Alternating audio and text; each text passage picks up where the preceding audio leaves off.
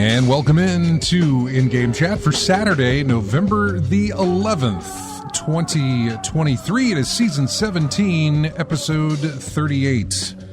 I'm Scott. And I'm RJ. And welcome to the show, everybody. So we do this. Just do a bunch of slaps and claps and everything else.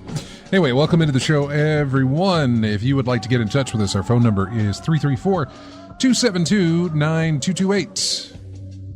Check out ingamechat.net for all the links to get in touch with us. You can find us on Twitter at InGameChat. You can find us on Facebook there as well. You can email us, everyone at ingamechat.net. We're streaming right now on Twitch. Go to twitch.tv. You can find us there, and you can join in the chat room live while we broadcast. Also, Discord. I need to unmute over on Discord. Excuse me. There we go. Discord is unmuted. I need to activate Discord. Oh, yeah. You should do that. I tend to keep forgetting it. That's all right. Barely. Not really a big deal. Yeah. You know. Until we're here. Well, yeah. Yeah.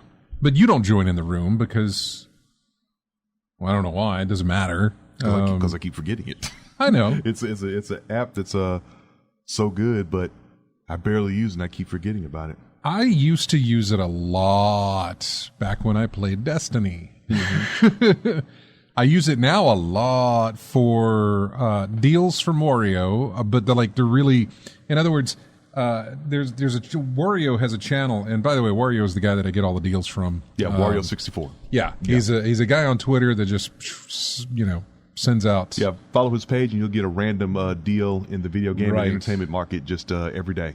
Currently, this past week or the past 2 weeks or ever how long it's been, I've been working on free pizzas from Domino's. They've been giving out free pizzas. You just had to sign in with you didn't have to sign in. You had to submit your name, your email address, the college you went to, and the year you graduated. But the email address was the only thing that mattered. I mean, you still had to fill in the other stuff, but you could put whatever you wanted. Mm-hmm. But the email address had to be legit, so they would send you a coupon for the free pizza. Mm-hmm. And if you used it again, they're like, that email's already redeemed. So you just switched out your email. Mm-hmm. You could put any time you wanted to graduate, any college, any name, whatever. Didn't matter. Yeah, roast beef tech or something it was completely... did the chair lock up again? It locked up again, dude. Yeah. What is up? What am I doing? Why is it not reclining? It's not... Wait a second. There's a button over here. That's not it. Why you want to do this, chair? Is it up now that makes it recline? See, up doesn't make it recline. Down. Is it center? Center doesn't do it. None of it does. Why can't I recline in this chair anymore? Sorry, I'm having a problem. Too much technology in our chairs. And I don't know which side is supposed to do what. Mm-hmm. You know? Like, I don't know what this does. You're going to see me break a chair on the camera right now. Why? There you go. Now we got it. Okay. Sorry. There we go. Priorities. That's it. I'm just going to sit back and do the show. RJ, what you been playing? Do the show for a bit. I'm going to take a nap. I've been up a while. All right, you're going to mess around and tempt fate. But anyway. I know I'm going to fall out. Well, you say tempt fate. I say ratings. Okay. Yeah, well, it's been more of the same, really. I played a little bit more of the standard 3. MLB The Show, Virtua Fighter 5, and Warframe. Especially Warframe, because there's an event going on right now on Idle. I think it's a place called Eidolon. But you meet with the dude Kanzu, and he has a mission for you to go take out this boil of kudzu was what I first thought you said. Yeah, but you take out this boil. He must be annoying. Yeah, this boil on the planet. You have to go take it out. Basically, you just do a mission over and over again. You can get forma at the end of it. Three pieces of forma. At least the first time I ran it. Forma is what you use to upgrade your weapons and your frames. Okay. And playing the game, it's a very essential piece of equipment to have. And if you can run this thing multiple times, you can get a good bit of forma to build up all your stuff. Now the event should be about I think 10 days left, at least 10 days left for it to go out. So I've got plenty of time to get on there and get as much form as I can and build up what I got. Other than that, a little bit of Rocket League. I was telling before the show started. Yeah. But I got a physical copy of the game.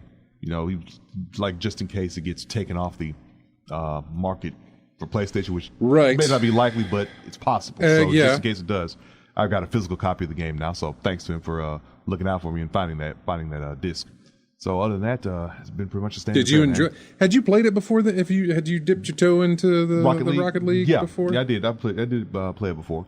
Still trying to. Last I checked, I was still trying to get used to the physics of it because I saw videos of folks like driving up the walls and off the ceiling, off the ceiling, hit the ball and do it. I mean, practice. It's just practice, man. It's just a level of practice that I haven't gotten to yet. But given enough time and consistent play, pretty sure you'll. Totally. Do that.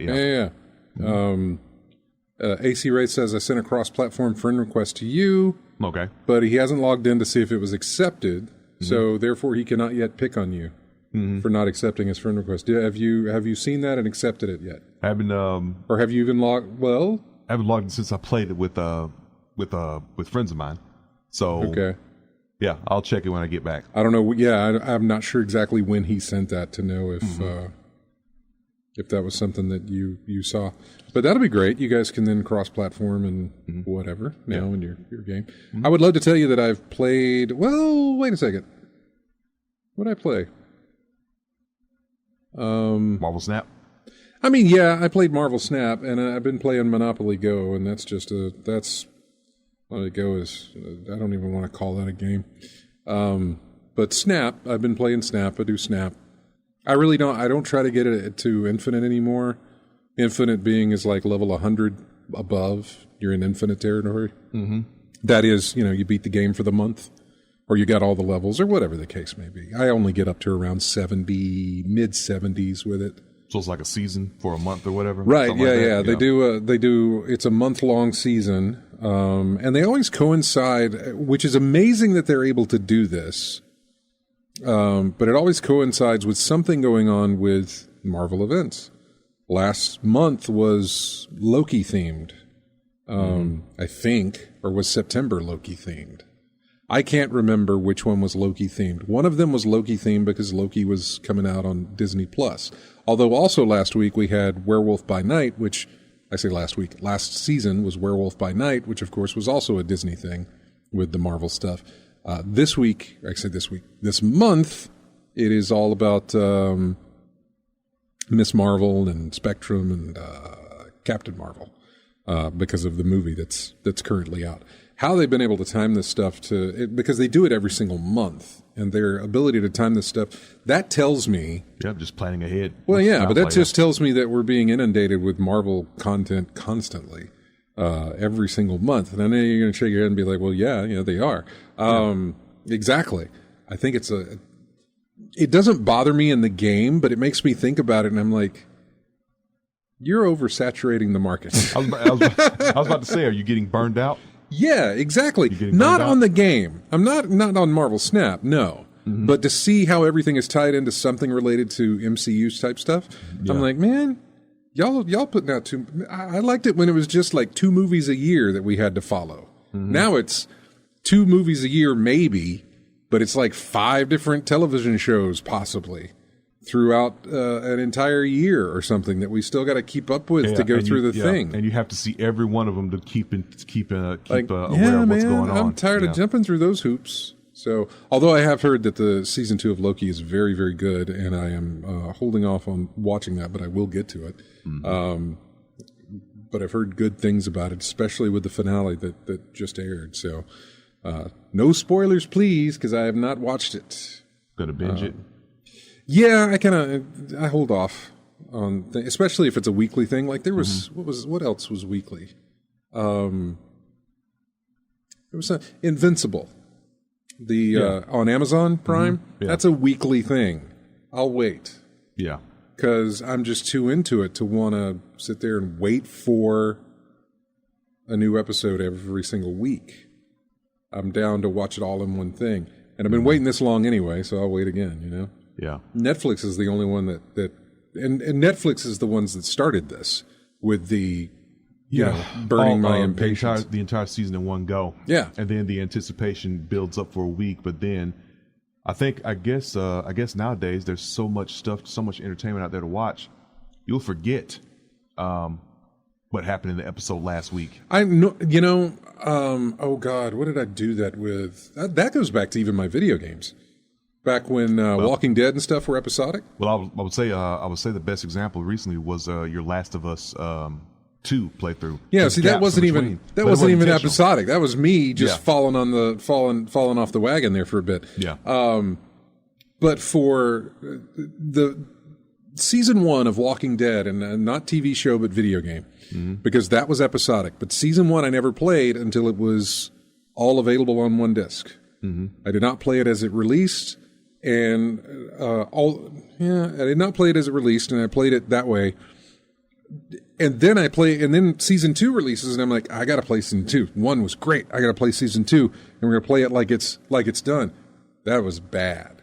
Mm. And I say it's bad, not bad on developers' terms, but it's just not good to do, especially a narrative-driven game, month by month or so release window.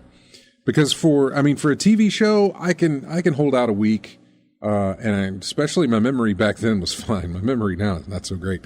But I can, in a TV show, it's a TV show. I can wait a week. I can probably find somewhere the episode's streaming and just catch up if I want to. Mm-hmm. With a video game, you got to wait. You play it and you got to wait a month. An episode can be burned through in like 2 or 3 hours of a video game. And then you got to wait a month or more for episode 2 and a month or more for episode 3. And that's too much it's too much for me to remember. I got to remember controls. I got to remember what happened in the story, especially if there was momentum being built up. Then it gets suddenly. What did I save when I last played this thing? Yeah. Yeah. Then it cuts out. I don't like it. I don't mind that people do it. I don't mind that they'd release episodic things. It's just that I will play your game and just as much watch your television show when everything's available for me to do that in a back-to-back type succession rather than anything else. Yeah, I've found that the binge, people call it binge-worthy, whatever I'm interested in is binge-worthy to me. In other words, it's not worth waiting a week-to-week basis type thing. I've already waited right now. Yeah, I've already waited. Right now. I can wait again for this to come out. And he's talking about Vox Machina, which was I think a Prime thing as well. I'm waiting for Arcane from Netflix season 2 for Arcane. Yeah, got announced that is next November. Because that ended with a heck of a cliffhanger. It really did. I didn't even follow the show, but I knew about the cliffhanger. But it was so good. Mm-hmm. That show. For those of you who have Netflix, if you're looking for a nice little fantasy narrative type thing set in, I don't know how it's set or anything like that. Because you're not even a player of the game it's based on. And you don't have to be. You don't have to be, exactly. Yeah. I did not play a single bit of League of Legends, and I still, even after watching Arcane, I have no intention of playing League of Legends. But I have every single intention of watching Arcane. That was good. Was great. So I'm looking forward to that. But of course, it's Netflix, which means it'll all be right on the plate. You know, the whole Thanksgiving meal when they get around to it. Yeah, I won't have to eat. What's the term? Not carte blanche. What's the when you eat it like just a little bit at a time? It gets brought to you. I don't know. Anyway, I'm not fancy enough to remember what that is. I don't think I've ever done that on Thanksgiving. I do. Well, this is not here or there. I eat my food one at a time. Like if it's on my plate, I eat one thing at a time. I don't mix. I segregate. I keep everybody. Y'all got your place. Y'all stay there. Don't mix. What do you say for last? It depends on what's on there. What do I save for last? Usually it is either the turkey with gravy or it's the stuffing with gravy. Okay. Gravy is always held for last. But I've heard about Lower Decks. Bama Brian in the chat room says don't sleep on Star Trek Lower Decks either. The season was terrific. I have heard good things. Matt had some good things to say about Lower Decks. Was that on Paramount? Yeah, it is Paramount Plus, which I'm losing my subscription this month as far as my ad-free. I got to see if that's going to get kicked back into gear. But that reminds me what YouTube was trying to pull this past week with the ad blockers. Did you see that? You get 3 skips. Yep. And then but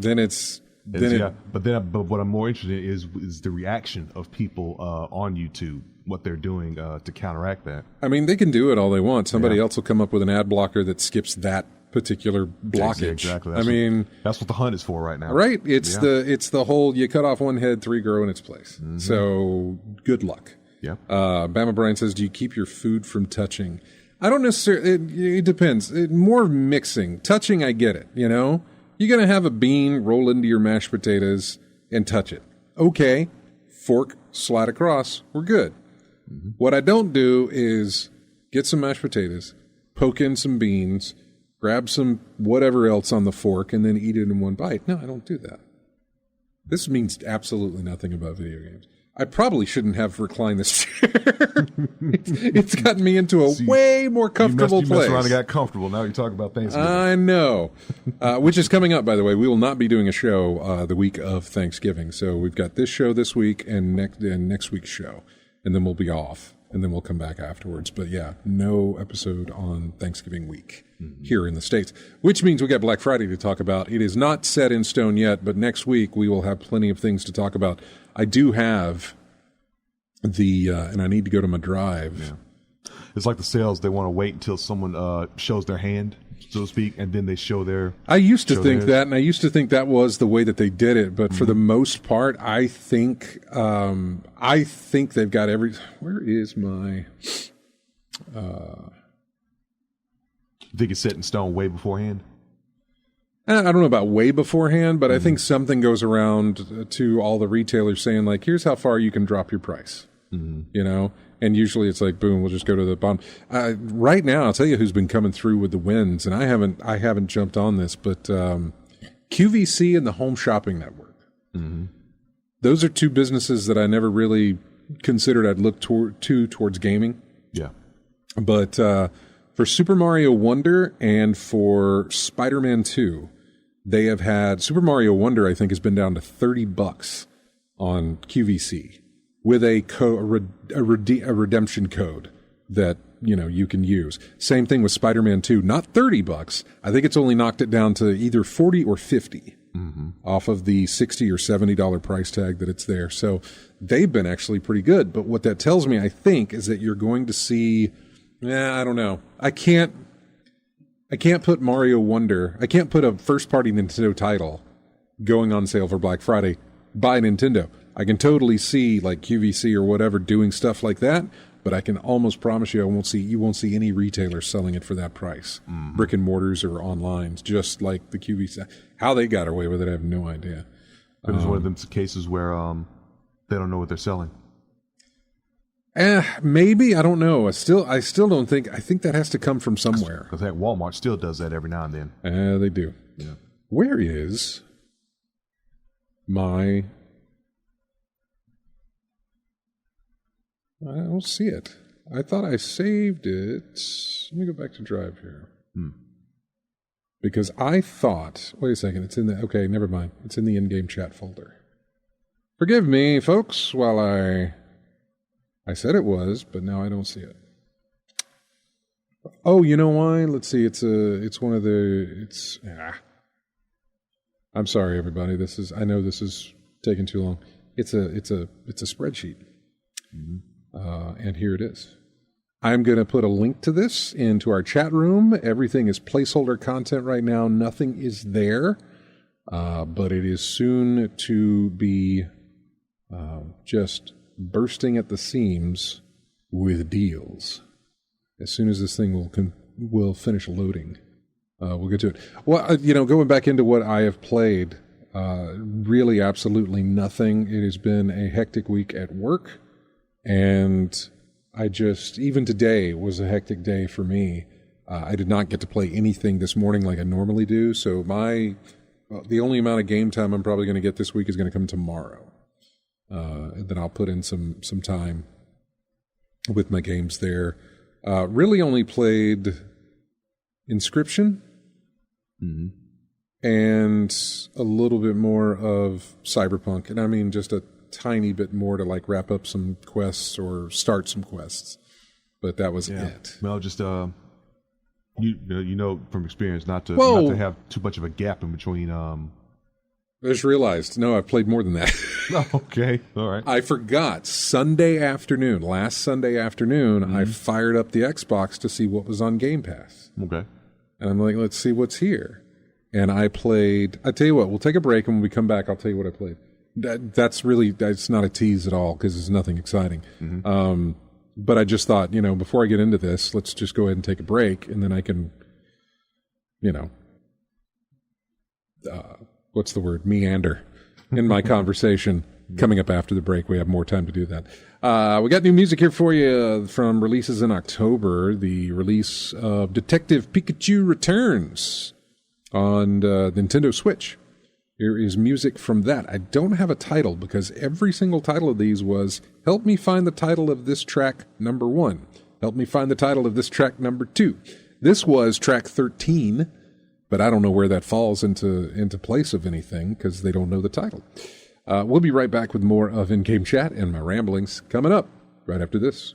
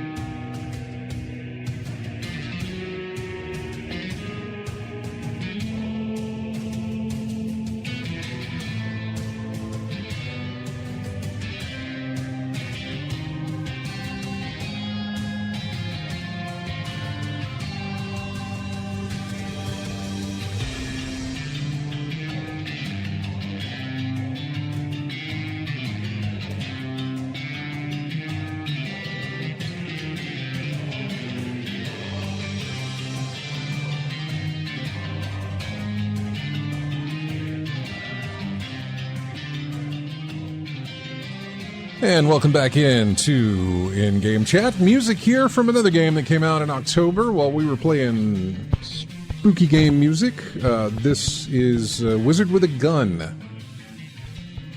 This track is called The Blind Huntress. Wizard with a Gun. But anyway, welcome back to the show. So yeah, Sunday, I decided to see what the Game Pass had on offer for the Xbox console there. And it turns out that it had a lot I was interested in, and I'm trying to remember everything that I downloaded. I got Gris. I think it's Gris. It could be pronounced Gris, Gris. A game that I saw at a PAX God knows how many years ago. And I played it. God, I loved it. Fell in love with it. And I'm still playing it. Or I still intend to play it. I played a good bit of it that Sunday because I was just, the music and the visuals and everything else, I was just enamored with. Then I moved on to another game that I'm trying to remember what it was. Can you remember the genre? Man, not at all. Not at all. I'm gonna have to do some searching here on the internets. Let me see what this is. Let's just go to xbox.com. I think you can kind of do the same thing here that you can do with Steam, I guess, if you're signed in. And I'm waiting for this thing to load. Not that it's going slow, it's Xbox, and so their big splash page is Mortal Kombat. It's Modern Warfare. Yeah, is this for November 6th to the 10th? Maybe. Why? Can you see what I can? I see a list here of they said new games for November 6th. Oh, you're looking at the game. Yeah. I'm looking for. Let's see. Let me go to my Xbox profile, see if this works. I'm seeing things like Football Manager. Page is not working. The Invincible, Devil Engine. No, not that one. Not that one. Let me see if I can use the phone app, the Xbox app on the phone. Motorcycle Mechanic Simulator. Yeah, I did not play that. I can tell you that much right now. All right, the app's loading for me. Well, it's got a following because I know Mechanic Simulator has 4 or 5 titles at least on a PlayStation Network. I've seen that before. None of this helps me here. Let's see. Rewards, achievements. Oh, there's some. Okay, let's see. Really? Did I only play 2 games? I could have sworn I played 3. Oh, I did. Okay, I found it. All right, so I played Gris. Okay. Was really good, and I loved it. Then I played another game that I really, really enjoyed as well, and I only played a little bit of it, but Cocoon. Okay. That is made by the same it's a 2-person job who did Limbo and Inside. Yeah. And one of those guys kind of split from that and said, I'm going to go make my own thing, and he made Cocoon. Really, really cool game, puzzle-type game, but not one that you feel... Well, I haven't played it enough to give you any kind of an idea, but I never felt like... and it was early on, but so far it hasn't given me vibes of thinking like, oh, this is really going to put my brain to the test. Or it's going to be one of those where it's like, man, this is frustrating. Yeah. Not yet has it happened, but it's a really cool looking game. Is it Jeppe Carlson? I have no idea. Yeah, I'm looking at an article about it. Yeah, but it was a really good game, and it's on Game Pass, and it's a recently released game. Gris is not. It was not, but it was still good. And then I played another one called Thirsty Suitors. That is... You play as a girl who is fighting her exes. And you have to fill out, I say you have to fill it out, but they ask you some questions that you have to answer to begin with. I guess to kind of get a personality profile of how you are with relationships and stuff. Asking you different things. Like if you go on a date, or if your date decides they want to do this, would you go along with it? Have, issues with, or have want to do something else, or just give in and see where it goes, blah blah blah blah blah. Just all these different things. Multal says, is it like a reverse Scott Pilgrim? Kinda. Like, you're not looking for somebody else and having to battle that person's exes. You're just apparently And this is what it feels like. It feels sort of self-helpish. In other words, this character that you're playing, whether you identify or not, is trying to find closure through past relationships. And so you're fighting some of your exes, and it's a little interesting as to the way that they do it. I thought it was really kind of cool how some of it was integrated. However, that first fight felt like it went on forever. Now, it was a tutorial fight, so there was a lot, but it just felt like it went on way too long. They could have split it up. Mm-hmm. They could have made the tutorial, and maybe they did, because I got through the first fight and I got done because I didn't want to keep going. But the fight with that first ex fought him once and got him down to whatever the low health was.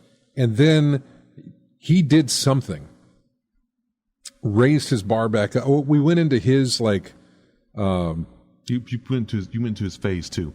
He went into phase 2. His phase 2 was like a whole mental thing. Mm-hmm. In other words, you had to fight him as he sees himself, rather than as he actually is. And so if you fight him as he sees himself, he's nigh on invincible, and you have to figure out how to do that. Mm-hmm. You have to figure out how to counter that to break that shield and then fight him down again. So it was like 2 health bars I had to go through with the guy just for the tutorial. I figured they could have switched it up. You could have fought this dude, and gone through the basic mechanics. Then the next one you come to, you fight them, and then, they have a new super thing.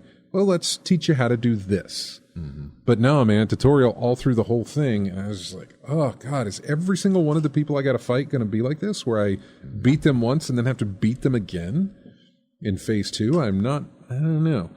But I didn't get that far. I didn't go far enough into the second suitor, I guess you could say. But I really enjoyed it. I really, really, really liked it, and I might play more of it. But Cocoon and Gris are gonna eat my time on that one. I forgot that I played those. That's how bad of a week it's been. That's how busy a week it's been. It's been a week, dude. It has been a week. I cannot tell you the kind of week that it has been.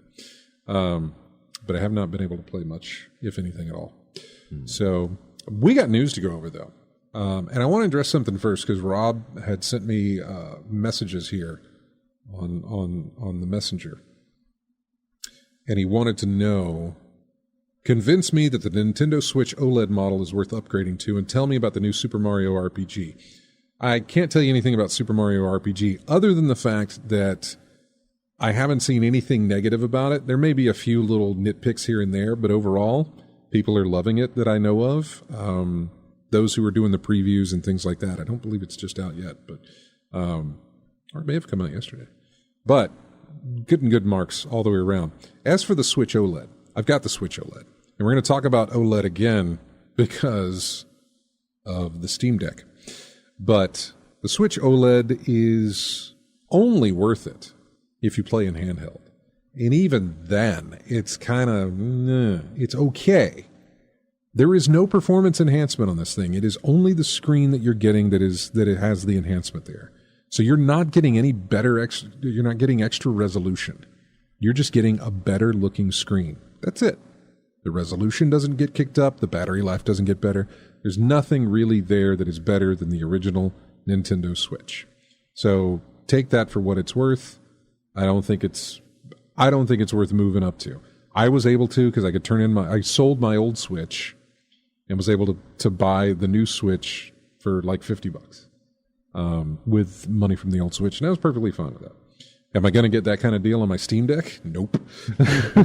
But it'd be nice, and we'll talk about that. He says, I know the Super Nintendo version was amazing to an RPG fan. He says he has the very first Nintendo Switch version, which apparently uses more amps and is not compatible with off-the-shelf docking stations. He lost the AC adapter and docking station. He has to basically only use it in portable mode. Oh, gosh. Yeah. Now, good luck with that. He says, is that something to call in and discuss? Not really, only for the fact that I'm discussing it now with you. The fact that you've lost those things, see if you can buy some secondhand. And by secondhand, I mean used docking stations at like a GameStop or something like that. I know they got to be first party. So see if you can find somebody that's turned one in if you need a docking station, or even an AC adapter. AC adapter you should be able to find. Retro Game Planet, Prattville probably has you covered there. So see if you can find that. But, I mean, if you got the cash, you got the money to pick up an OLED model, I'd say go ahead, but maybe not. Because I know Nintendo is doing everything they can to deny that there is another Switch on the way. That's on paper, that's not true. From the leaks we've seen and from the notes we've discovered and everything else, a successor to the Switch is coming up. Don't know when. Feels like it'll be soon. Maybe next year. Nintendo denies it. But maybe next year you might get that.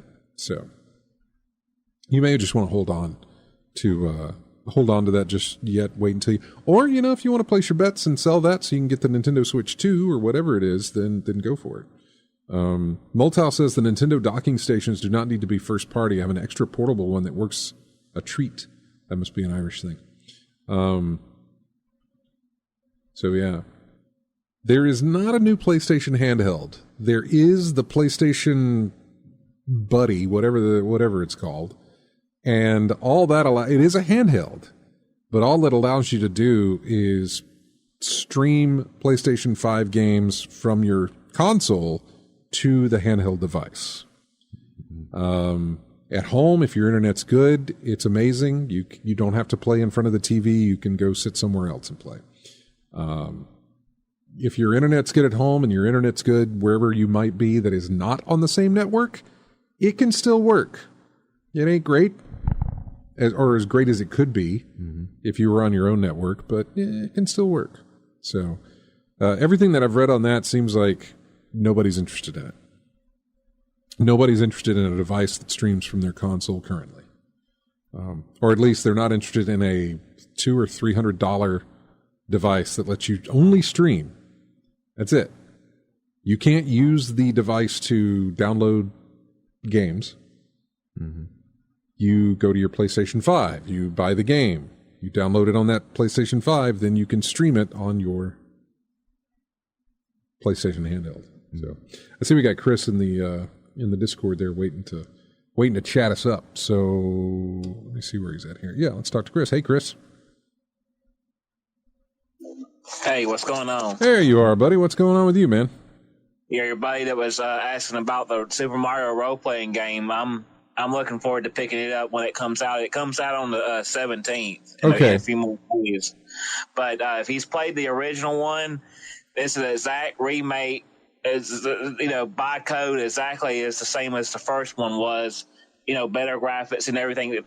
Everything's exactly the same, but better whole. Tons better, and they redid the music and everything. I think they even added some more features and stuff, but it's exactly like the original one. If you love the original, it's a must. Okay, good to know. And I know he's still listening, so that's good. And even if he's not listening, he's going to listen to the show afterwards. But yeah, I know that he was interested in that, so thank you very much, Chris. I was wondering about the remake aspect, because I knew that it was probably, I wasn't sure if it was a complete remake or if it was something similar to like a remake type thing. So where it's essentially a full-on remake, but they've added things to it, like a new character or new enemies or something new to it. So it feels a little more than it's not a complete, it's not a one-to-one type situation.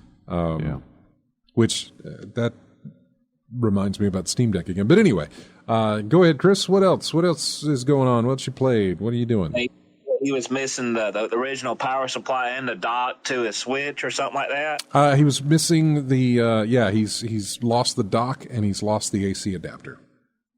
I know that either one or the other, they can be very finicky and stuff, especially on the original hardware and all. I would stick with everything original except for controllers and otherwise. But, the docks and then the power supplies, from what I've read and seen with repair videos, the Switch is very picky about that. And 99% of the time, other ones or third-party ones won't work, or you might have issues. So I stick with original for hardware like that on the Switch. Yeah.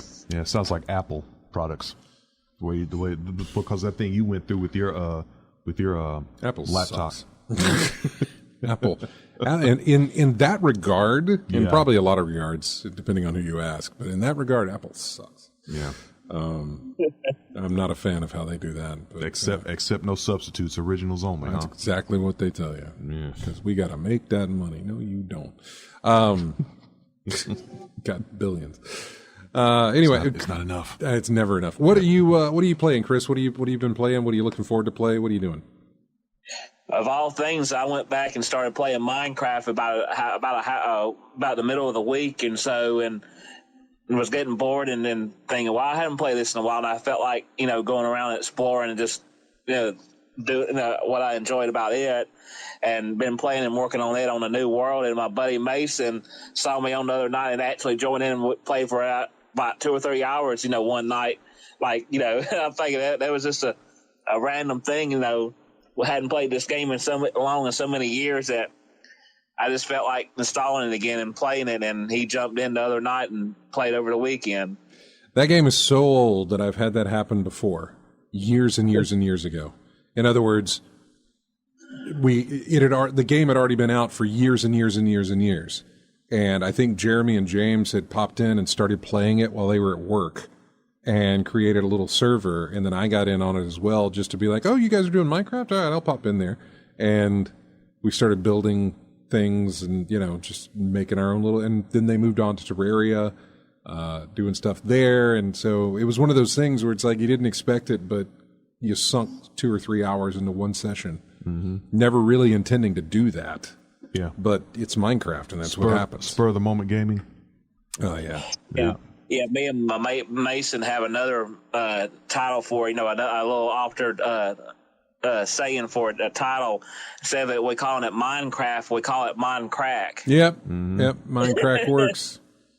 It totally works, man. So because once you get in there and wanting to do this and that and gather resources, and you've got so many different things you want to do left and right, and before you know it, it's 10 o'clock at night. Holy cow, I've been playing 5 hours.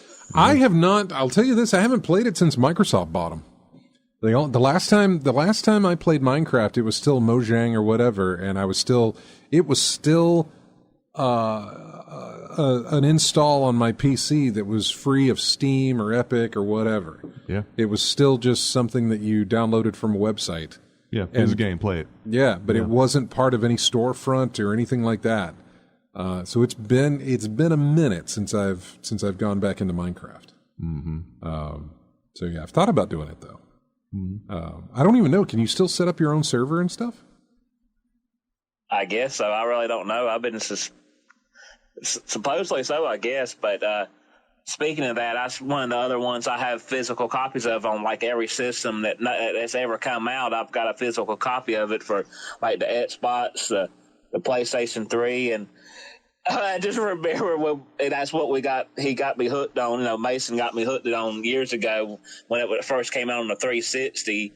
And I remember we were building a house and all in one of his Mason's game, and one of his buddies had made a bucket and went down and got a bucket of lava and poured it on his wooden floor inside of his house, and he had a heart attack and was cussing like a sailor. Yeah, I guess it does. Yeah, it's nice how it does that, where it's like, yeah, you can drop this thing that's really hot onto wood, it's going to burn. Common sense to tell you that lava on wood, it's not gonna go well for you. It's great, but it's interesting that it interacts that way. It just doesn't. I mean, he didn't do it on accident. He did it on purpose, and we all knew better. And he let every word known to man come out, and then talk to him about how he appreciated him, all his hard work, and he just destroyed it on purpose. That's why you gotta be careful who you let into your server to do these things, because you get griefers. Even if they're your friends, trolls and griefers, they're all over the place. The worst troll is your best friend. Yeah, because they'll do it. They'll do it. we all have a streak where we like to mess with people and do that. And shoot, I've done that with my father and stuff with a second remote to his truck or vehicle. Yep. I'm gonna have to look into that and see, because again, going back to Minecraft, I have not played it since it was available on stores. You know what I'm saying? Yeah. Like since Microsoft bought it and everything else. When it blew up, then been forever. I'd like to see if I can actually making your own server and everything. I wonder if I still have my file from. You know what I'm saying? Like I bet you do. Executable and stuff. I feel a sneeze coming on. Excuse me. Bless you. Twice. All right. I think I'm good. Okay. Yeah, but so you like making your own server and all that stuff? Right. Yeah. Okay. I think Terraria you could do that with as well. So Yeah. all right. Yeah. Well, Chris, are you picking up Mario RPG next week? Yeah, I plan on picking it up. I'm sure it's going to be a hot seller, but I never did reserve it through the game store. But I plan on either ordering it or going by it when it comes out and just pick up a physical copy of it. Did you get Mario Wonder? No, I haven't. I haven't got that one, but I've heard good stuff about it. Yeah, no, really good stuff about that. So, all right, man. Well, appreciate hearing from you. We're about to hit the top of the hour here, so good to hear from you again. And anything else before we let you go? Nope, that's about it. Just doing the same old stuff, watching anime, jumped into Minecraft again, and just whatever comes to mind. Just pretty much just random stuff. Yeah, you might have sparked something here. I might be getting back into Minecraft myself. All right, man. Well, take care, and we'll talk to you next week. Well, if you plan on doing it on the console or on PlayStation, come join us. I'll probably be on there wasting time around and doing this and that. So I will, dude. I'll let you know. I totally will. But I'll probably do it. I'll probably be doing it on. Well, I gotta find out. I'm curious. I may do it on PC, but I gotta find out. So, but yeah, I'll let you know. All right. We'll see you later then. Y'all have a good one. Yep. See you Take care now. All right. Oh, I keep thinking that somebody's on the phone. But we have that line purposely on hold for now. Habit. But yeah, so when we come back, we're going to dive into some of the news that came out this week. That being, the second. Well, we got a lot of stuff. We got the second Steam Deck announced and told about when we're going to release. I say second Steam Deck. It is Steam Deck upgrade. It isn't Steam Deck 2. It is not that. It is kind of the mid-life refresher type thing that's going on. But we'll see about that. What else was there? Some good news with Super Mario Wonder being massively successful. What else did we have? Oh, yeah, that's right. It was in 7 Day because of November 7th, which means it was Mass Effect Day. We got barely anything there. And Grand Theft Auto 6 to talk about as well. That is all just ahead for you here on In-Game Chat. I got music here from that horrible, horrible game called Skull Island Rise of Kong.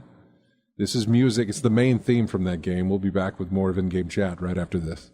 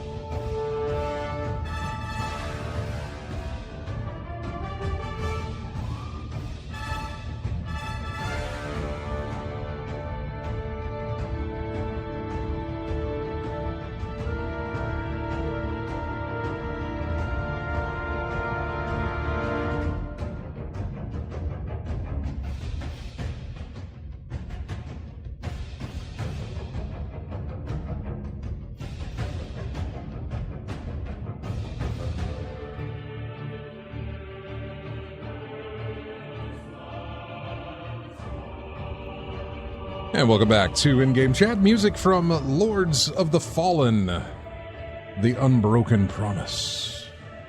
is the name of this track. Another October release for you.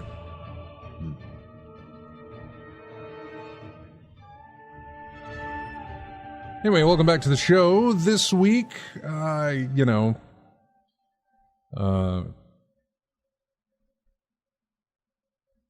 I heard voices. I think there's somebody outside the building, which is fine.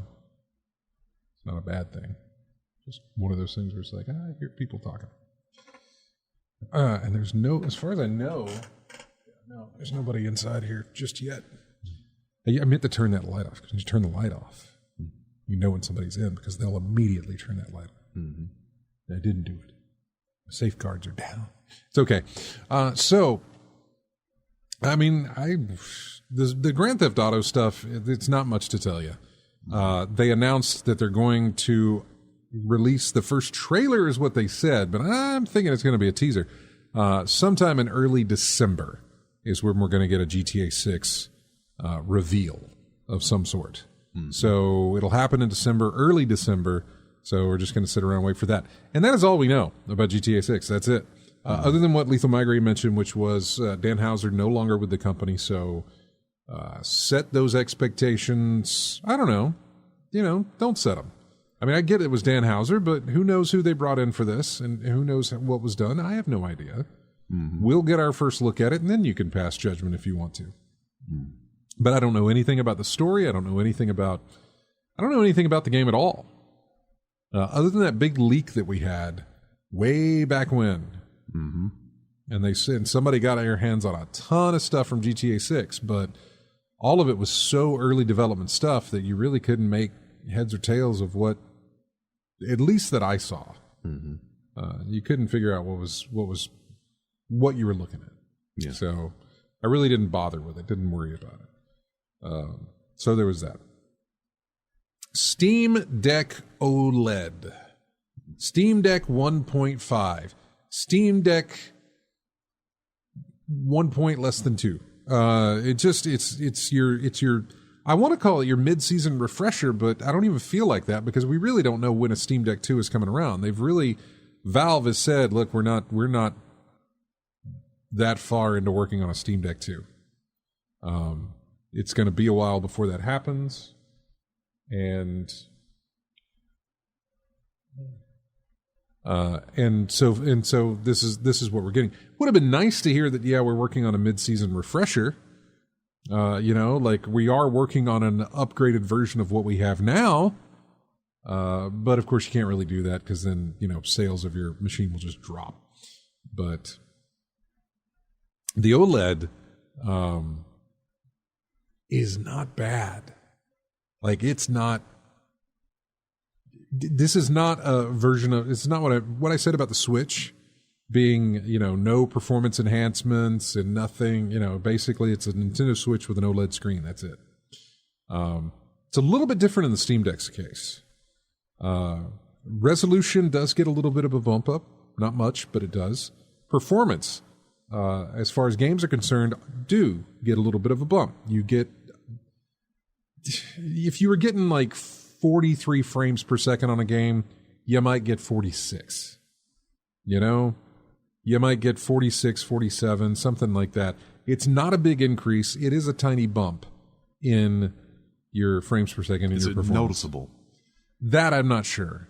I doubt it. For people who do comparison things and like count pixels and all that other stuff, sure, they're gonna say it's noticeable, but for the most part, it's not. I mean, a 4 pixel difference. I don't. Yeah. Does 4 pixels make that big of a difference? Really? I don't necessarily know about 4 pixels, but the frames per second. Yeah. That might be frames. 4 frames. I'm sorry. Yeah. That might be a little bit better. But even if the performance isn't there, there are other aspects of the machine where it is better. Mm-hmm. For one, taking it apart, they've made that a lot easier for you. Which, getting access into the machine itself, they've done some stuff there. I can't remember to tell you what it was, but when I was watching the review, that's what it is. It's better to get into the system now. Battery life has increased. For whatever reason, the OLED screen running in HDR does not consume power like an LCD screen does, which is what is on the Steam One, or the launch version of Steam. And so this thing has better battery life than the original, which is good. I haven't played enough of mine to really give you any kind of critique of my launch system. I'm still kind of holding out to get the hard drive that I want to go into it so I can mess around with it and kind of actually get some use into it. So yeah, waiting on that. But what else? It's lighter. It doesn't weigh as much as the other one does. It is a lot of the components that they've used have kind of shrunk since the launch thing, which is why I guess it's lighter. Yeah. On the inside, or with weight and things like that. Audio has improved. I don't know what they did if they switched things out, but apparently the audio is much better than the first one. I'm not sure about motion controls or any kind of touchpads. I think the buttons are a little bit more reinforced, but yeah, what else was there? The UI of the thing is a little bit different than the original launch thing. It because of the OLED screen that it's running. There are easier ways to change your settings in games and stuff like that that provide it, but there is a considerable difference, and it's hard for them to show that in videos that you watch because you're watching on an LCD and they're videotaping an OLED, and it's hard to show quality. But there was a definite difference because they had the two side by side, running Ori and the Blind Forest or Will of the Wisps or whatever it was, one of the Ori games, and you could see a difference. The OLED was a much sharper, clearer, crisper image than what was being shown on the original. What else? I thought there's a couple of other things that were, and I'm gonna try and open this up to see if I can tell you. Faster Wi-Fi. That's right. The Wi-Fi got increased. They upgraded to Wi-Fi 6 or whatever the current standard for Wi-Fi is, and so yeah, it's gotten better there. It's an HDR OLED. It has a wide color gamut. Let's see. That's the Steam Deck's improved, more responsive touchscreen. It talks about the blacks, pure blacks, 1,000,000 to 1 contrast ratio. Yeah, look, if you've ever had an OLED screen, be it a TV or anything else, the black is just good, just really, just beautiful. I mean, it is a black that is amazing. I can't remember what show I was watching. Man, I don't even think it was a YouTube video, but I don't remember what it was. Maybe it was a movie or something like that. But the black in it, when it just had a character against a black screen, just good. Just the darkest of dark. You know what I'm saying? It's like that pixel is completely turned off. And there's no bleed through from the other pixels being on, which is why you get this crisp black. It's really good. The screen is larger. Being an OLED screen, they got rid of some of the bezel, so you do get a larger screen. The 60 hertz refresh rate on the original has now bumped up to 90 hertz. The peak brightness on the original was 400 nits. This is 1,000. Which is big. I never heard of a 90 hertz refresh rate. I've always been seeing 60 and 120, nothing between. Yeah, well, now you got 90. What games are going to take advantage of that? I have no idea. It says more power efficient as well. And it comes with a bigger hard drive. They actually, on the upper tier version of this, it is a 1 terabyte hard drive. Okay. Which, if I remember right, the old one was, I think 512 was as high as it went on the original. And you can still look at the original on Steam's website. They still, or Steam page, because they still have it up.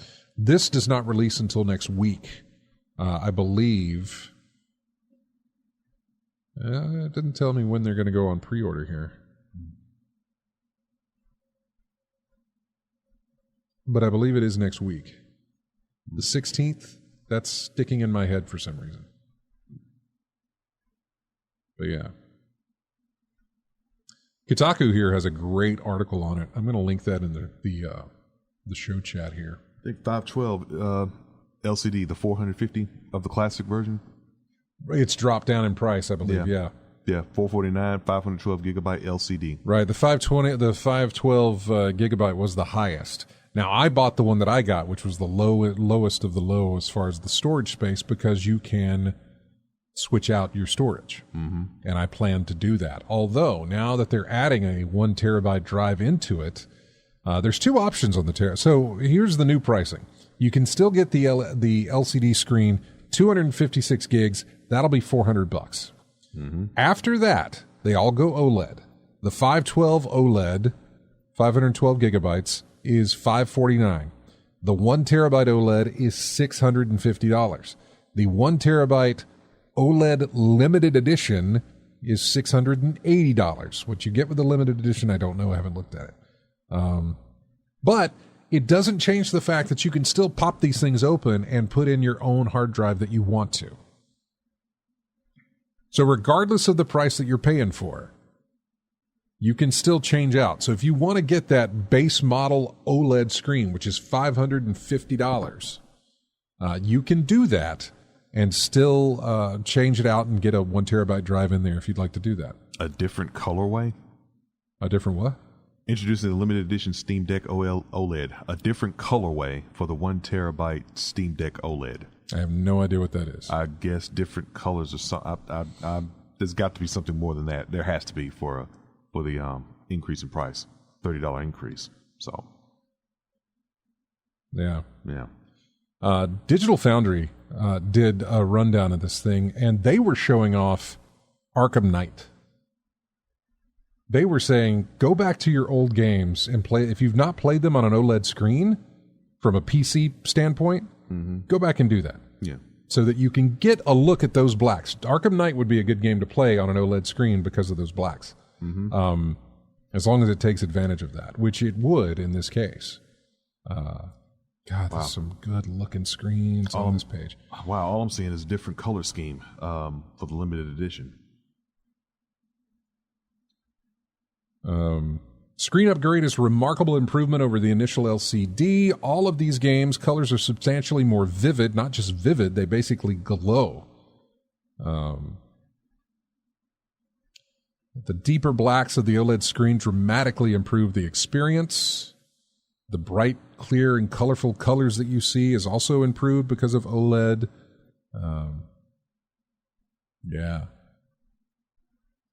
Desktop mode is a bit nicer on the new screen as well. Better battery, faster downloads, and lighter weight. So, the Wi-Fi 6E module on board, that means, you're getting some faster speeds. The APU die went from a 7 nanometer to a 6 nanometer. So that dropped a little bit. Improved thermal performance because they got a larger fan in there. Faster resume time by roughly 30%. The responsiveness of the touchscreen is improved, a higher polling rate, and lower latency, better accuracy, and more consistency. This is on the touchscreen. Bluetooth looks like it's better. Haptics improved and higher fidelity.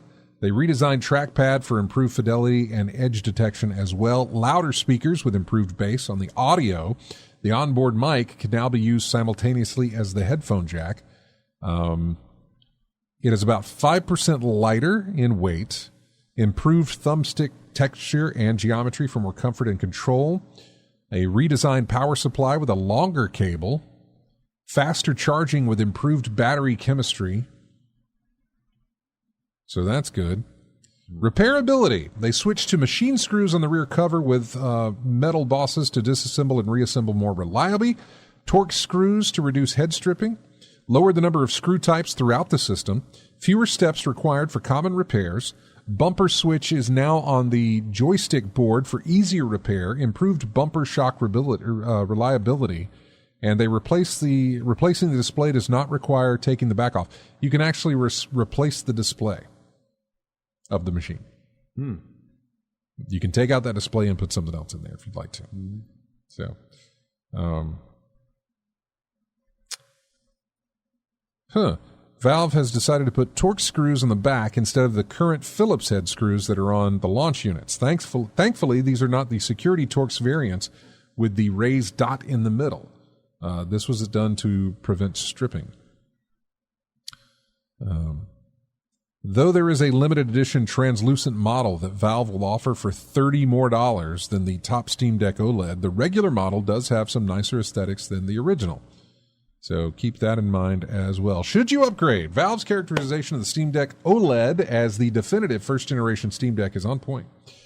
But it's not a next-gen leap for the deck. It aims to deliver the same performance, just way prettier.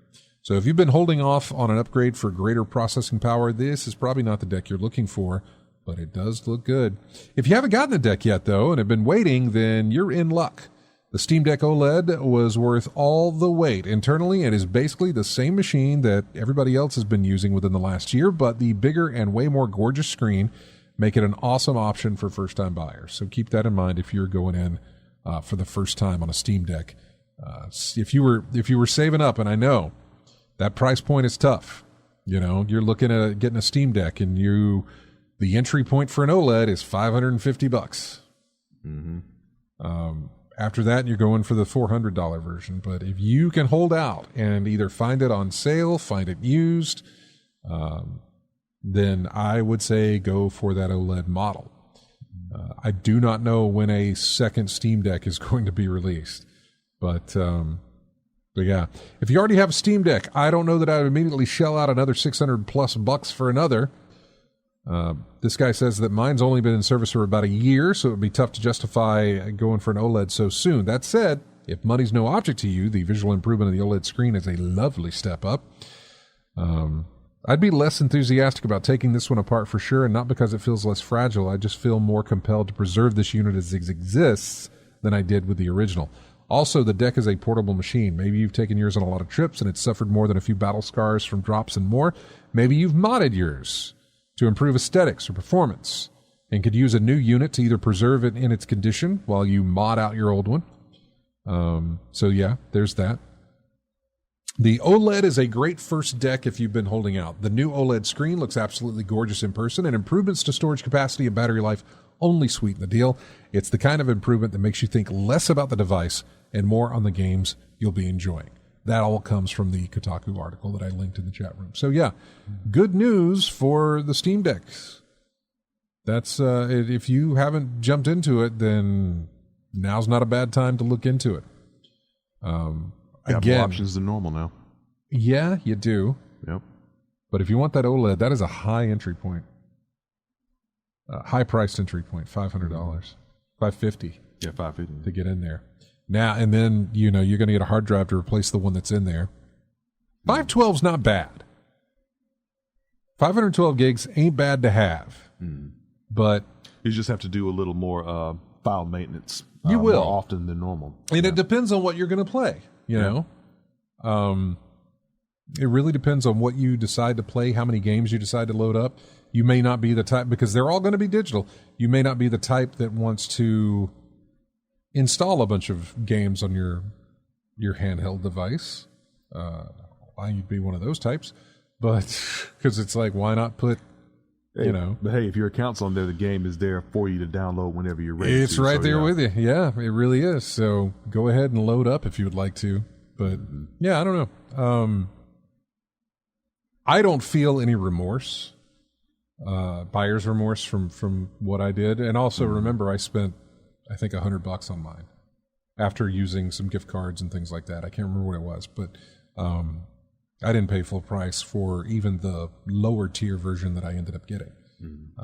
So, and I still plan to mod mine out.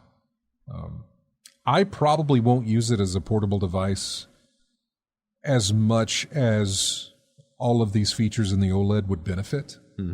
So, yeah. I'd get a dock so that I can hook it up to the TV so I can play things on there on the television if I want to. Right. Stream it from my PC on the television if I want to. I would bring it with me, and if depending on what I'm doing or where I'm going, or if I know I'm going to have the time, I would bring it with me. But yeah, I don't feel any remorse from it. But I also haven't put a lot of time in with my Steam Deck. to really think, wow, look at all this stuff I'm missing out on. I don't know that. So it's fine for me. But anyway, we're going to take a break, and when we come back, we'll hit all the rest of the news. I say there's not a lot. There's actually a lot, but it's very much one of these, like, it's kind of like the GTA thing. It's like, there's not a lot of news, but we're getting a trailer next month for GTA 6. Next story.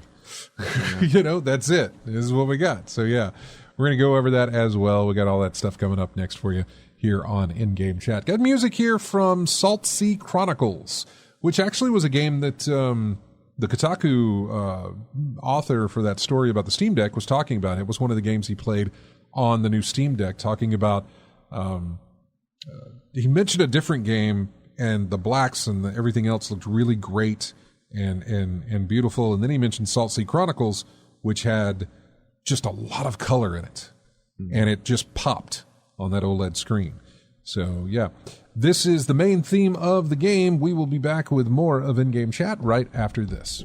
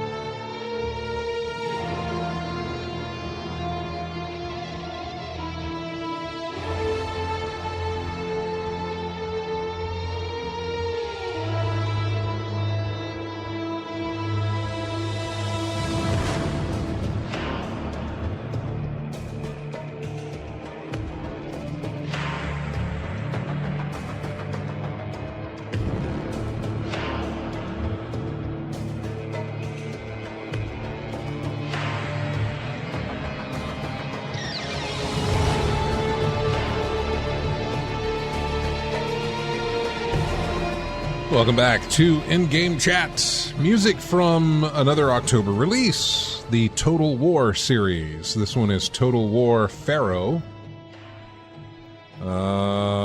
Lord of the Red Lantern. Just says LA, and it could be an N or an M. So I'm not sure of what the track name would have been. But anyway, it's over with already, so it doesn't matter. Welcome back to the show. Let's hit a couple of quick hits on your news here. Warner Brothers Games released 2 free fatalities to Mortal Kombat 1 players because there was a lot of outcry over the $10 fatality charge. Apparently you could buy fatalities for $10. Yeah. I mean, you could buy tokens like easy fatalities. You buy like the tokens to let you do it. But so these are not actual fatalities, just tokens. No, it was a $10. It was a $10 fatality. Something. So a specific fatality was $10. I think some holiday themed. The Thanksgiving one. Halloween one. Or was it a Halloween? Okay, it was Halloween because we had Thanksgiving yet. I know, but I saw the Thanksgiving one. That was rough. But was it worth $10? Oh, I don't know. I think you get the Thanksgiving one free now. But with the outcry that came out, I don't think so. But yeah. I'm surprised they listened to the outcry. Warner Brothers is not one of those companies that really cares what you think. Yeah. Hence the Suicide Squad still being released. Yeah. Sorry, thought I turned my mic off and I didn't when I was moving my mic. So yeah, there was outcry for that, and yeah. I did not know. I apparently I had not been paying attention to the Mortal Kombat stuff. No, that was the one for MK11. You had those easy fatality tokens that you could pick up from the store. And then with but that's MK, fine. Because that's completely optional. It's not going to do anything. But this one was exclusive paid Paid fatality. It's like buying a move. Although I know a fatality doesn't have any sort of impact on the end of a game. If you get a fatality, it's the end of the game anyway. Yeah. So it's not necessarily a thing that you've got to have. Mm-hmm. Or you're not paying to win, is what I'm saying. Yeah. Besides, you can just go to YouTube after about 10 minutes and see it in its full You can. glory, You I can. guess. So yeah, you can. if you want to go that route, have at it. And you can go whole games. You can go whole games that route. Yeah, it's true. So earlier in the year, I think it was earlier this year. And yeah, it was earlier this year. Sony did their E3 presentation thing, and we saw a bunch of live service games because it looked like that was what Sony was going to invest their money into, was the live service type stuff. Mm-hmm. Saw 2 or 3 of them pop up, along with Bungie's marathon that they were looking to do. And they had 12 live service games, but they have now reduced that down to 6. They're already making the cuts. Yep. And that is 12 live service games by 2026. So it's a good ways off before these get released. But yeah, 6 on the list now, down from 12. That number might get reduced even further. In fact, I would say that it will. Will we remember to go back to this once 2026 rolls around to say, see, I told you so? No, we won't. But yeah. What else do we have? Super Mario Wonder sold 4.3 million worldwide. I think we've said it before, but it became, yes, except all cookies. That should be a game title. Except all cookies.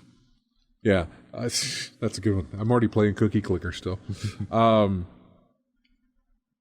Mario Wonder is the fastest selling Super Mario related game. Those sales, 4.3 million copies, happened in just 2 weeks. So, good job on that. I'm surprised though. Look, Mario is almost always a winner. Mm-hmm. You can slap Mario on a box of a game and you probably do pretty good. Outside of maybe Mario Party. The early Mario Parties, yes. But when they got into like Mario Party 17 or something, okay, same Mario thing. Mm-hmm. But you put Mario on a Mario Kart, you get out a Mario Kart, you get out a new Super Mario game. What Super Mario Odyssey did very, very well. Mm-hmm. And now Super Mario Wonder has just done amazing. I look forward to getting around to playing that whenever I do, but it's done very, very well. Mm-hmm. So, good job on Mario Wonder. What else do we have? We have another developer coming out to say, look, our game is crap and we're sorry. This time for Tintin. Pendulo Studios. Tintin, Cigars of the Pharaoh is the name of the game. The developer has come out and said it is committed to fixing the game in the coming weeks, after coming out to say it is not the experience as we intended it to be. It launched on PC and PlayStation and Xbox this past week, and adapts the early Tintin comic book of the same name, Cigars of the Pharaoh. Player reviews on Steam so far are mixed, with most mentioning gameplay bugs, visual glitches, and terrible AI. They published a release announcement on launch day revealing that it is aware of these issues that people are encountering while they're playing. Despite our best efforts, those who play the game at launch won't be able to enjoy the experience as we intended it to be. They said it is their most ambitious project ever. We are committed to fixing this situation in a promptly manner, with necessary patches to be rolled out over the next few weeks. So, this harkens back to just a few weeks ago when Colossal Order of City Skylines 2 said, we're going to fix our game as well, but it is not the experience we wanted you to have at release. And we're not going to push it back to get it fixed. We're just going to release it as is and work on it, over time. Which they have been doing. They've been releasing patches and things like that. They have been, they've been updating the game pretty good on City Skylines. Is it where it needs to be yet? I don't know. I really haven't been paying attention to the forums, but it is a work in progress on that game. So they're continuing to fix it. Somebody did a deep dive onto it and found that it is rendering polygons in an absurd amount for all manners of things that are in the game that don't really require that many polygons to render or to calculate or whatever. But apparently it's a ton of different polygons that they're working on. Like overlapping unnecessary stuff. Just ridiculous. And I don't... Did I have it in here? I don't know. No, I don't have it in here. So it's like you can do it in 10,000, but you're putting out 300,000. Yeah, it's going massive. They were doing comparisons by some of the polygons in Cyberpunk and saying that this is lower than what's being done in City Skylines. So, yeah. Let's see. The boss, by the way, from Colossal Order says, we had her on our show. The CEO of Colossal Order, we had her on the show. Let's see, where was it? Okay, this is what they said. We will not release new paid content for City Skylines 2 before the outstanding performance issues are fixed to our standards. So there will not be paid DLC until everything is good to go. Which is good. I mean, that makes sense. Why would you release paid DLC for something that is having, performance issues and it's not going to really do anything to help it? So that's good. Performance issues have plagued the City Builder sequel. Performance fixes won't be the only items in upcoming patches. We are also very much looking forward to starting to go through your suggestions for City Skylines 2, such as adding some quality of life improvements already familiar from the first game that we missed in the sequel due to priorities and time constraints. The more they talk about this, the more it feels like, why did you release this? Why didn't you just push it back? And how soon did you know this was going to be the issue? How soon did you know all of this? So, I don't know. What else do we have?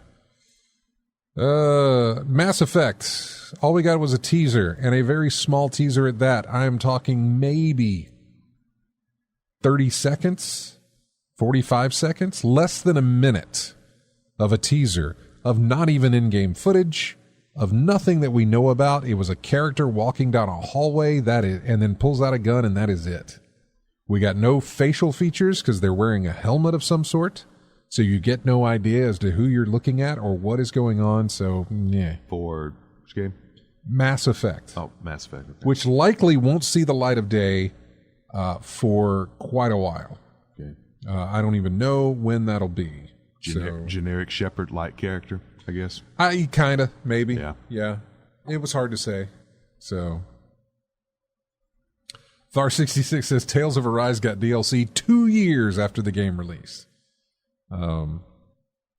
Half-Life 2 just got an update on Steam. There was an update on Half-Life 2.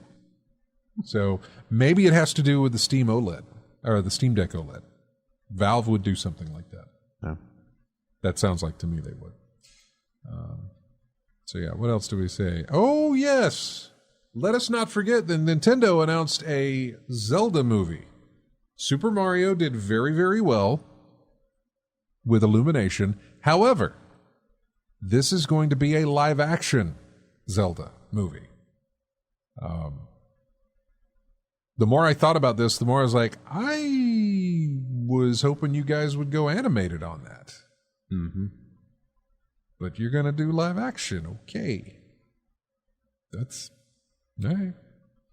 That means there's got to be casting, a lot different casting that you would normally, casting for a voice is a lot different than casting for an actual actor who's going to represent the character. You got a lot of iconic characters to represent here.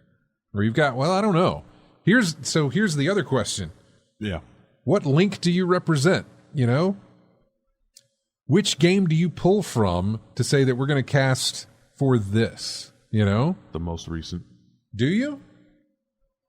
Just the one that's most recent, the one that's most popular, the one that gets talked about. You're gonna get the nostalgia, folks. Yeah. In there already. So you want I'm guessing you're going to get the one that has the most appeal, had the most exposure to the masses so far. Mm-hmm. And there we was talking about Breath of the Wild, right? Or the one after it. Tears of the Kingdom, or something between those two. Right. Yeah. Be interesting to see how that plays out with their casting or whatever. It's a long way off. Oddly enough, they're teaming up with Sony to do this. Make films. Let's see. What does it say? And money talks. Yeah, I know.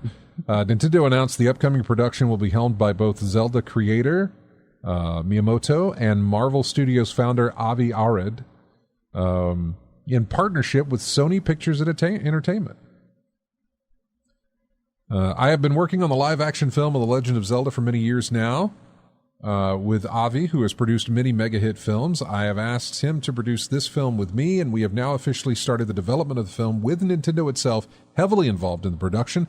It will take time until its completion, but I hope you look forward to seeing it. The movie will be directed by Wes Ball, whose credits include the Maze Runner trilogy. I think I saw all three of those.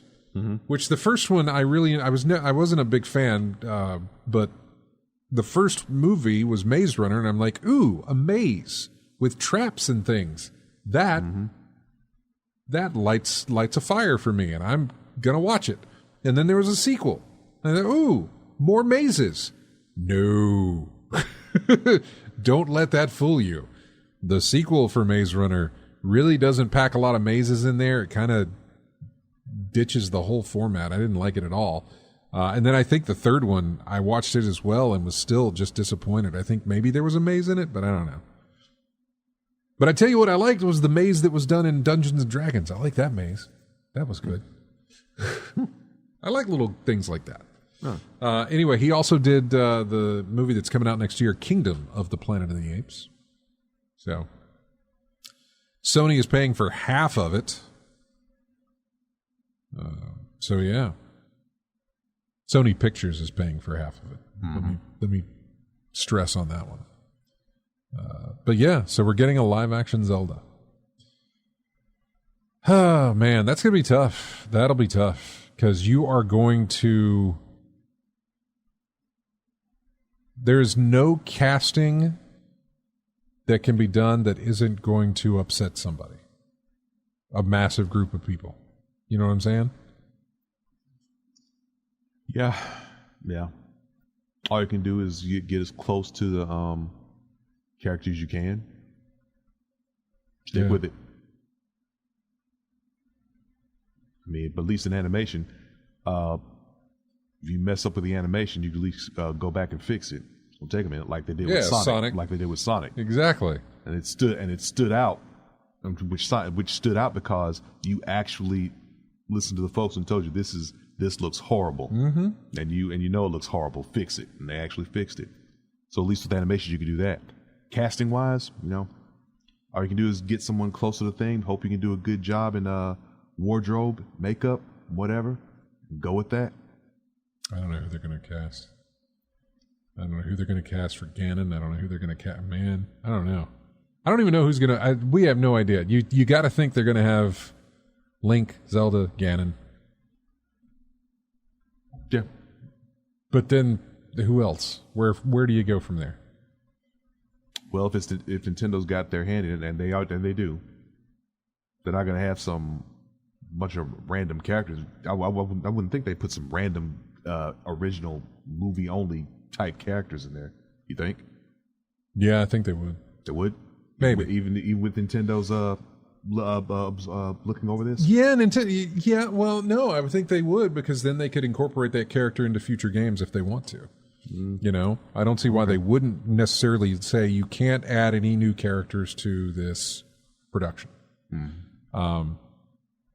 I also side with you. I can also see where you're coming from in that, where Nintendo has such a strict lock on things where they're like, you can't, we can come up with these characters, but you can't be throwing out new characters. And you know what I'm saying? Mm-hmm. Like it has to be a Nintendo idea so that they can use it in a property for another game.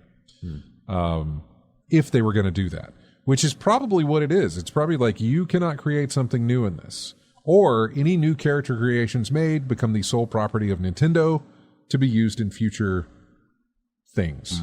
You know what I'm saying? Yeah. Like, I imagine Nintendo has a really tight grip on this, so that anything that gets made, added, changed in lore, canon, whatever, is sole property of Nintendo to be used how they deem fit and for future games. So, but it's like I'm trying to find a connection to it. I mean, Sonic was animated and they fixed it that way, but I'm trying to find a connection to where you had a very, very well-known, beloved character, and you're about to cast that person or cast that role for a live-action film or whatever it may be, to how that's going to turn out. And I feel like it's in there somewhere in my head, but I don't know what it is. And I can't say that it's a comic book character. You know what I'm saying? Yeah. I can't say that it's like a Batman or whatever, because those have changed over time, and really so have these. But that's one of the beauties about the animated Mario film. It's Mario. Yeah. He looks exactly like he does in games now. You know? All you had to do was cast a voice, so you didn't have to worry about how it looked. Toad, Princess, everything else. All those things. But now you've got to really work on that. It'll be interesting how it works. Yeah. So, yeah. What else do we have? Modern. Oh man, I've been watching some Modern Warfare 3 reviews. Strictly the campaign, and it is getting. But didn't we say earlier that Modern Warfare, no one's really playing it for the campaign? They're doing it just for the multiplayer aspect. They are, yeah. So, but the campaigns have always gotten reviewed. You know, people have always reviewed the campaign. Here's how the campaign plays. Back when I was playing Call of Duty, I would burn through that campaign. I remember renting a few Call of Duties and playing them just back to back to back and just burning through the story, and then like taking it back to Blockbuster or whatever. Yeah. And just going through it. And this one has been, and a lot of people have talked about in their reviews saying, like, I've enjoyed previous campaigns. You know, I realize that this game is a multiplayer focused game, but they've always been very good about making the main campaign a very bombastic adventure full of set pieces and all these other things that are kind of over the top. Nice little action thing. It's not very long. It's something you can knock out in an afternoon. Apparently on this one, it is horrible. And I don't know exactly. Apparently the story's not great. It's very, very short, and it just doesn't have anything worth playing in it. Well, yeah. Well, I would argue that it's always been that way. You're not playing Modern Warfare for campaign mode. Yeah. You're playing it for the multiplayer. So that's where the focus is going to be. So I guess people are surprised at how sudden, the drop off was. But yeah, not really surprising if that's the level of effort they put in there. Pretty much shows that we know that you don't care about the campaign part, or not enough of you care about the campaign. This is stuff, true, yeah. To worry about us taking away from the multiplayer aspect. Yeah, because probably all the focus is being put on the multiplayer aspect of the game as opposed to the campaign part. Yep. You don't care about it enough to merit us putting that much effort into it, really. So the less we have to put in there, the more profit we get from y'all playing the multiplayer mode. So yeah. Let's see how the reviews are for the multiplayer aspect. I'll think about that. I haven't come across those kind of reviews. It's mostly been the campaign reviews. Yeah. But like I said, not enough people really care about that, because it's always about the multiplayer. Well, it's just interesting though that they dropped the ball on this one, whereas you know how many Call of Duties have been released. Yeah. And so far, people have enjoyed the single-player campaigns until this one. Which, I agree with you there, where they probably just said, hey, look, this is not why we're putting this game out there. Throw together a campaign, ship it, and get to work on the multiplayer, please. Yeah. So likely the case. Focus on what's the important thing to focus on is the multiplayer aspect, not the campaign aspect. Exactly. So, I don't know. Not a lot left. Ubisoft cut 98 workers across their Canadian offices, so there was more layoffs done with that. Nintendo, going back to Nintendo again, talking about the Switch 2, they have denied that they have briefed developers. The boss says that the details are untrue, is what he said. That was during an investor briefing that was held this week for the company's latest quarterly financial results. The president of Nintendo issued a blanket denial to address a lot of reports that have mapped out the company's progress towards launching the next Switch successor. But he has said that it's all untrue and that they're just rumors and that is not the case. I don't believe that for a second. No. But yeah, so anyway, I guess that'll wrap things up. We only got about a minute left, so we'll just end it there. Thank you guys so much for joining us. We really do appreciate it. Don't forget to download the show on iTunes tomorrow when we put it up there if you want to hear it again. Also, YouTube to watch the video, join our Discord, and all that great stuff as well. You know how it goes.